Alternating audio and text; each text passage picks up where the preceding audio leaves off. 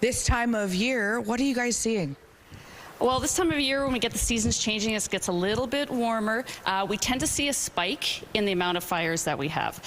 The reason being, we're not 100% sure, but it seems like there's always these opportunities, for people to kind of see things like we have yard waste that might be out, right? So people have that opportunity as they go by and they just kind of see something and they're like, oh, maybe we should light this on fire, right? And no neighborhood is out of the woods on this, right? We all have an equal opportunity to have this happen to us. So don't think because you live in certain neighborhoods that this might not happen to you.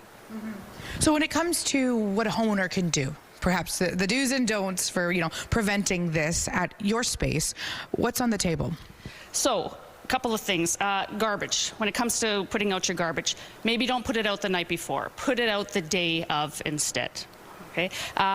When we get to do yard work, which hopefully in a couple of weeks, right, and we're putting things in bags or we're cutting down trees, don't put them in piles again against things like don't put them against piles against your shed or piles against your fence areas, right? Because if those start on fire, if somebody lights them on fire, then they spread to your property, right? So we want to really encourage people to think about the safety of their property and keeping themselves safe in terms of fire.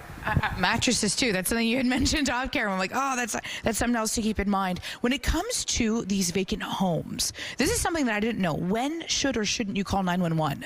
Right, so vacant homes are typically boarded up. Okay, so if you see one that's boarded up most days and then the next day you walk by and you see that the board is off, that's a time when you to call 311 and you report it that the board is off so somebody can come out and reboard it. However, if you're walking by and you actively see people walking into the building, going into the building, breaching the building, that's a time when you call 911 because that becomes a real safety issue, right? For not only the people going into the building because there could be holes in the floor that they could fall into, but also for the neighbors, right, and also for the firefighters.